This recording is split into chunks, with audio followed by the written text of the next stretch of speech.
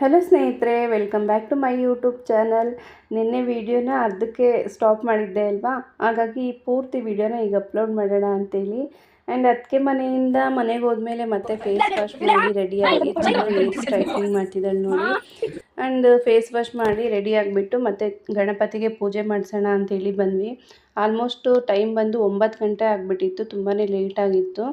ಹಾಗೆ ಈ ಆ್ಯಂಬಿಯೇಷನ್ಸ್ ಅಂತೂ ತುಂಬಾ ಇಷ್ಟ ಆಯಿತು ನನಗೆ. ಎಷ್ಟು ಚೆನ್ನಾಗಿ ಡೆಕೋರೇಟ್ ಮಾಡಿದ್ರು ಗೊತ್ತಾ.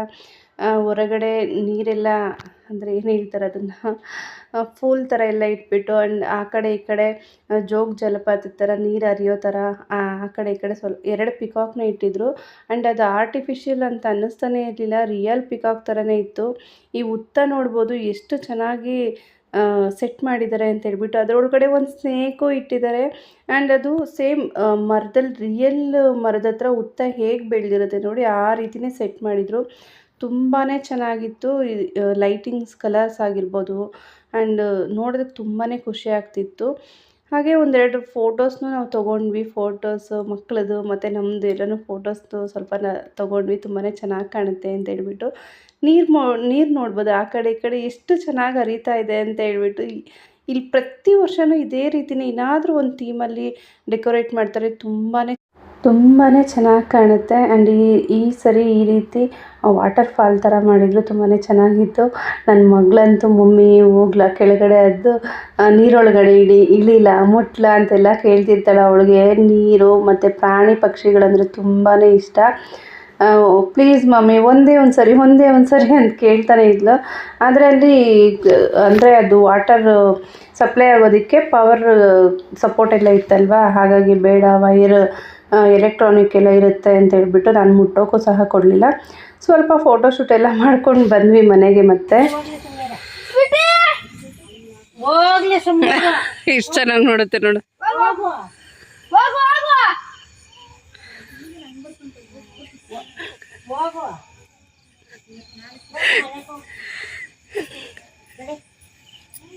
ಪಾಪ. ಆ್ಯಂಡ್ ಮನೆಗೆ ಬಂದ ನಂತರ ಮತ್ತೆ ನಮ್ಮ ಚಿಕ್ಕಮ್ಮ ಮನೆಗೆ ಹೋದ್ವಿ, ಮಲ್ಕೊಳ್ಳೋಣ ಎಲ್ಲರೂ ಅಂತೇಳ್ಬಿಟ್ಟು.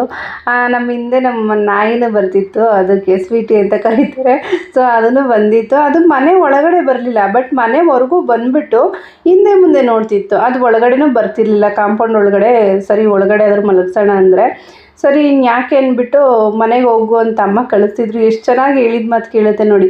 ಹೋಗು ಅಂತ ಹೇಳಿದ ತಕ್ಷಣ ಅದು ಹಿಂದೆ ತಿರುಗೇ ಹೋಗ್ತಾ ಇದೆ ಮನೆವರೆಗೂ. ನಾವು ನೋಡ್ತಿದ್ವಿ, ರೋಡ್ ಬೇರೆ ಕ್ರಾಸ್ ಮಾಡುತ್ತಲ್ವ, ಗಾಡಿಗಳೆಲ್ಲ ಓಡಾಡ್ತಿರುತ್ತೆ. ಕರೆಕ್ಟಾಗಿ ಹೋಯ್ತಾ ಇಲ್ಲ ಅಂತೇಳ್ಬಿಟ್ಟು ಅಲ್ಲೇ ನಿಂತ್ಕೊಂಡು ನೋಡ್ತಿದ್ವಿ. ಇನ್ನೇನು ಮನೆ ಏನು ತುಂಬ ದೂರ ಇಲ್ಲ, ಪಕ್ಕದಲ್ಲೇ ಇದೆ ಆಂಟಿ ಮನೆಯೂ ನಮ್ಮ ಮನೆ. ಒಂದು ರೋಡ್ ಕ್ರಾಸ್ ಆಗಬೇಕಷ್ಟೇ. ಹಾಗಾಗಿ ಮೇಯ್ನ್ ರೋಡಲ್ಲ ಅಂತೇಳ್ಬಿಟ್ಟು ನಿಂತ್ಕೊಂಡು ನೋಡ್ತಿದ್ವಿ ಅಷ್ಟೇ.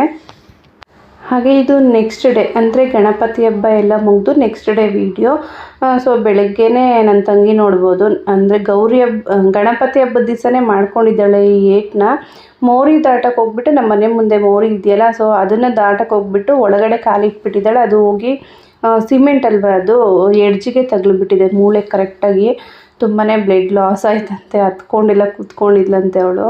ಸೊ ಇವಾಗ ಬ್ಯಾಂಡೇಜ್ನ ರಿಮೂವ್ ಮಾಡಿಬಿಟ್ಟು ನಮ್ಮ ಪಕ್ಕದ ಮನೆಯಲ್ಲಿ ಸೆಟ್ಟು ಅಂಕಲ್ ಇದ್ದಾರೆ. ಸೊ ಅವ್ರು ತುಂಬಾ ಚೆನ್ನಾಗಿ ನೋಡ್ಕೊತಾರೆ ಅವಳನ್ನ. ಹಾಗಾಗಿ ಅವರೇ ಆಯಿಂಟ್ಮೆಂಟ್ ಎಲ್ಲ ಬೇರೆ ಆಯಿಂಟ್ಮೆಂಟ್ನ ತರಿಸ್ಬಿಟ್ಟು ಮತ್ತು ಬ್ಯಾಂಡೇಜ್ ಎಲ್ಲ ರಿಮೂವ್ ಮಾಡಿ ಅದನ್ನು ಆಯಿಂಟ್ಮೆಂಟ್ ಹಾಕ್ಬಿಟ್ಟು ಬ್ಯಾಂಡೇಜ್ ಹಾಕ್ತಾಯಿದ್ದಾರೆ. ಸೊ ಗಾಯ ನೋಡ್ಬೋದು ಹೆಂಗಾಗಿದೆ ಅಂದ್ಬಿಟ್ಟು. ಪಾಪ ನಿನ್ನೆ ಇಲ್ಲ, ಅವಳಿಗೆ ಹೆಜ್ಜೆ ಇಟ್ಟರೆ ಸಾಕು ಬ್ಲೀಡಿಂಗ್ ಆಗ್ತಿತ್ತು, ಅಷ್ಟು ಪೇಯ್ನ್ ಇತ್ತು. ಆದರೂ ಓಡಾಡೋದು ಮಾತ್ರ ಬಿಡ್ತಿರ್ಲಿಲ್ಲ ಅವಳು, ಓಡಾಡ್ತಾ ಇರಬೇಕು ಅವಳಿಗೆ. ಹಾಗೆ ಅವಳಿಗೆ ಬ್ಯಾಂಡೇಜ್ ಎಲ್ಲ ಆದಮೇಲೆ ಬ್ರಷ್ ಎಲ್ಲ ಮಾಡಿ ಕಾಫಿ ಎಲ್ಲ ಕುಡಿದು, ಆ್ಯಂಡ್ ಇವತ್ತು ನಾನ್ ವೆಜ್ ಮಾಡೋಣ ಅಂತೇಳ್ಬಿಟ್ಟು ನಾನ್ ವೆಜ್ ತಿಂದು 1 ಮಂತ್ ಆಗಿಬಿಟ್ಟಿದೆ ಅಲ್ವಾ. ಅಮ್ಮ ಮನೆಗೆ ಬಂದಿದ್ವಿ, ಎಲ್ಲರೂ ಇಲ್ಲೇ ಮಾಡ್ಕೊಂಡು ತಿಂದುಬಿಡೋಣ ಅಂತೇಳಿ. ಮತ್ತು ನಾನು ಊರಿಗೆ ಹೋಗಬೇಕಾಗಿತ್ತು ಬೆಳಗ್ಗೆನೇ, ಹೋಗಲಿ ಅಂತೇಳ್ಬಿಟ್ಟು ಇಲ್ಲೇ ಇದ್ಬಿಟ್ಟೆ, ಸಂಜೆ ಹೋಗೋಣ ಅಂತ. ಈಗ ಬಿರಿಯಾನಿಗೆಲ್ಲ ರೆಡಿ ಮಾಡ್ತಾಯಿದ್ದೀನಿ. ಬಿರಿಯಾನಿ ಮಾಡ್ತಿರೋದು ನನ್ನ ಪಾತ್ರೆಯಲ್ಲಿ, ಓಪನ್ ಪ್ಯಾನಲ್ಲಿ. ಕುಕ್ಕರಲ್ಲೆಲ್ಲ ಏನು ಮಾಡೋದಕ್ಕೆ ಹೋಗ್ತಾಯಿಲ್ಲ. ಅಮ್ಮ ಮನೆ ಹತ್ರ ಒಂದು ಗೃಹ ಪ್ರವೇಶ ಇದೆ ರಿಲೇಟಿವ್ದು. ಸೊ ನಾನು ಅಲ್ಲಿ ಹೋಗ್ಬಿಟ್ಟು ಬರ್ತೀನಿ ಅಂತೇಳಿ ಅಮ್ಮ ಸ್ನಾನಕ್ಕೆ ಹೋದರು. ಸರಿ ನಾನು ಮಾಡ್ಕೊತೀನಿ ಅಂತೇಳ್ಬಿಟ್ಟು ಬಿರಿಯಾನಿ ಮಾತ್ರ ರೆಡಿ ಮಾಡ್ಕೊತಾ ಇದ್ದೀನಿ. ಅಣ್ಣ ಚಿಕನ್ ತೊಗೊಂಡು ಹೋಗಿದ್ದ, ಅಣ್ಣನೇ ಚಿಕನ್ ಬರೋದಕ್ಕೆ ಹೇಳಿದ್ವಿ. ನಂದೇನಾದರೂ ಗಾಡಿ ಇದ್ದಿದ್ದರೆ ನಾವೇ ಹೋಗಿ ತೊಗೊಂಡು ಬಂದುಬಿಡ್ತಾಯಿದ್ವಿ. ಸ್ವಲ್ಪ ಚಿಕನ್ ಅಂಗಡಿ ದೂರ ಇರೋ ಕಾರಣ ಅವ್ರಿಗೆ ಹೇಳಿದ್ವಿ ತೊಗೊಂಬಂದು ಕೊಡಿ ಅಂತ. ಈಗ ಬಿರಿಯಾನಿಗೆಲ್ಲ ನಾನು ರೆಡಿ ಮಾಡಿಕೊಂಡೆ.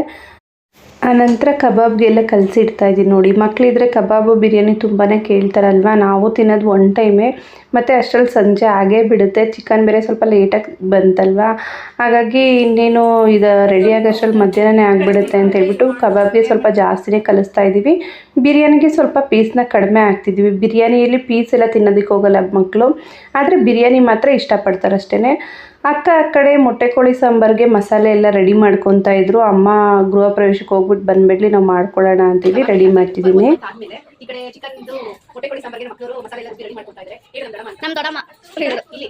ಸ್ಟವ್ ರೆಡಿ ಮಾಡ್ಕೊಂತಾ ಇದ್ರೆ ಸ್ಟವ್ ಅಲ್ಲಿ ಬೇಗ ಆಗಲ್ಲ ಅಂತೇಳಿ ಎಲ್ಲ ರೆಸಿಪೀಸ್ ರೆಡಿ ಮಾಡಿ ವೇಟ್ ಮಾಡ್ತಾ ಇದ್ವಿ ಒಬ್ರಿಗೋಸ್ಕರ. ಅವ್ರು ಬರ್ಬೇಕು, ಎಷ್ಟೊತ್ತು ಬರ್ತಾರೆ ನೋಡೋಣ. ಯಾರು ಅಂದ್ರೆ ಸ್ಪೆಷಲ್ ಗೆಸ್ಟ್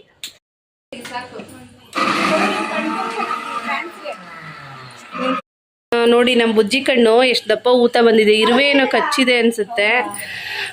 ತೋರ್ಸು ಬುಜ್ಜಿ. ಬೆಳಗ್ಗೆ ಆಗ್ಬಿಟ್ಟಿದೆ. ನೈಟು ಕಡುಬು ತಿನ್ಬಿಟ್ಟು ಮಲ್ಕೊಂಡಿದ್ದಾಳೆ, ಇರುವೆ ಕಚ್ಕೊಂಡು ತಿನ್ಬಿಟ್ಟೈತಿ ಕಣ್ಣಲ್ಲಿ.